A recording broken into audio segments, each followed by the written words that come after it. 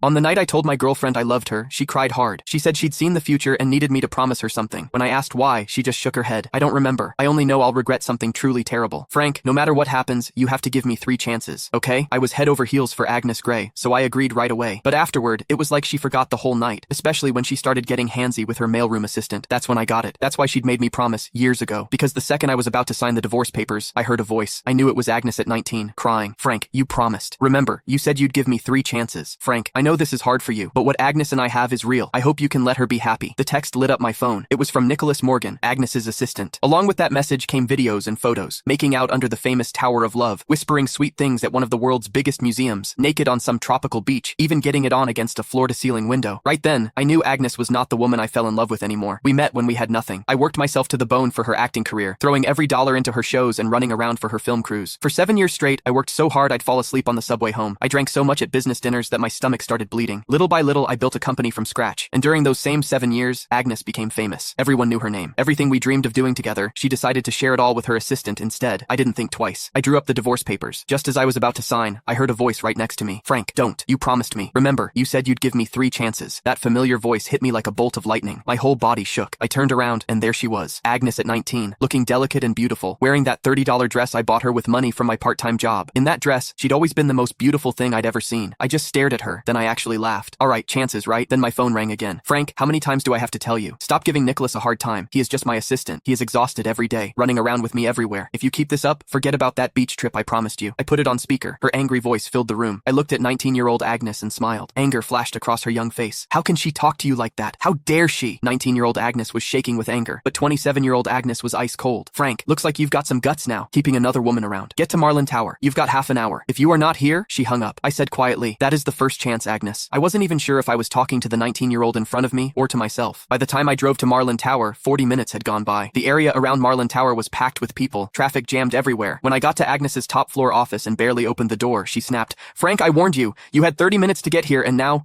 I cut her off, turned around, and flopped onto the couch like I didn't care. Nicholas was there too. He kept his head down, eyes all red, his right hand holding his left wrist. My attitude seemed to set Agnes off. She slammed her hand on the desk. Frank, what is with that attitude? You still won't admit you were wrong? But before I could say anything, Nicholas jumped in. It is nothing really, just a watch. Don't blame Frank. That just made Agnes angrier. But instead of yelling at him, she held back and softened her voice. How can you say it is nothing? He is so petty. He even tried to steal the birthday gift he gave you. Don't worry, I am not taking his side. Then she turned back to me, her voice sharp as a knife. Frank, I am giving you one last chance. Give Nicholas his watch back. I'd lost count of how many times this had happened. No matter how many times Nicholas set me up, no matter what I said, it never mattered. The woman who used to trust me completely now only doubted me. Couldn't be bothered to argue. I stood up, took off the old watch from my